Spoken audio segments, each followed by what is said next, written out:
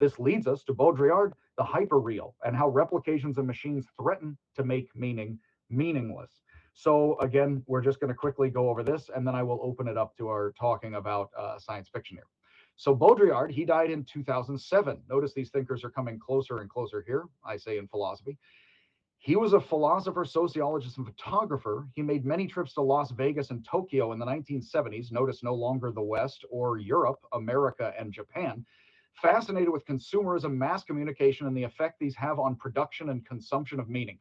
Think about Blade Runner, think about Ghost in the Shell, think about Tokyo, Las Vegas, and think about the production and consumption and nihilism of meaning. Doesn't that really set, the stage a little bit here? I'm trying to turn so I can kind of see you guys. Yes. So in the opening of The Matrix, Neo actually hides a disk of hacked information in a book by Baudrillard. And when Neo is introduced to the Matrix by Morpheus in that giant white white thing that rushes forward, Morpheus says, "Welcome to the desert of the real." That's quoting Baudrillard. The movie brings a postmodern twist to Plato's cave and Descartes' deceiving demon. Following Nietzsche, who argued truth is seduction, Baudrillard says we are seduced by meaning, and that in modern commercial society, the seduction has become a sickly, unfulfilling hypnosis, the dull lull offered by hours of television and endless consumption of manufactured products.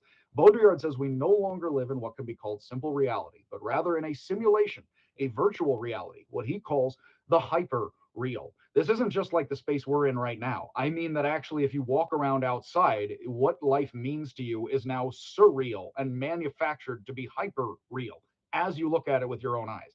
Our manufactured hyper reality is real. It's not false, but it is over real, hyper real, mass produced, much like the art of Andy Warhol. Screen prints of Marilyn Monroe and tomato soup cans presented on, he actually displayed on shelves originally as if they were cheap goods. So we're increasingly aware as we live that manufactured meaning is highly effective. It is very true. Coca-Cola is very true on individual consumers and thus meaningful. But given so much more of it continuously down the assembly line, also quite meaningless. And hence the hyper real, super truth, true false truth of both real and fake, super true abundance of positive, but also positive negative as what we consume and live.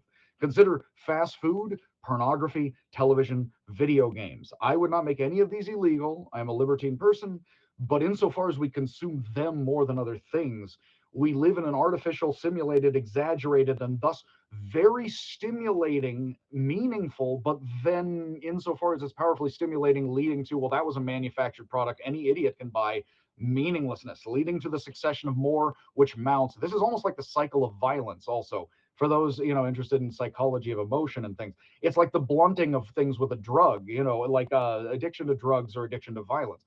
So a popular illustration of Baudrillard's is hyperreality, one acted out on camera by the postmodern semi-philosopher Zizek, is drinking a can of Coca-Cola to refresh yourself. But understand that as a child, you've learned that this signals others. So actually, when you drink a Coca-Cola, you have been conditioned to believe not only that you're signaling to yourself that you're refreshing yourself, which makes the whole thing more refreshing, maybe than a glass of water, but not really.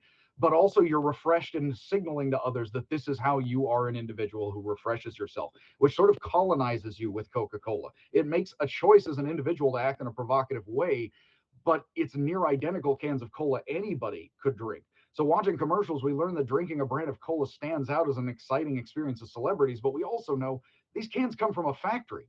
Anybody can get them. The result is the individual makes individual meaning in ways that have been arranged, enhanced, and mass produced by others, such that the most meaningful individual experiences are neither meaningful nor much individual. So now here we can come to the very end, and I am happy to seg this again into the talk and wanted to hear what you guys have to say. I'm sure you guys have lots of science fiction examples and other things I don't know personally or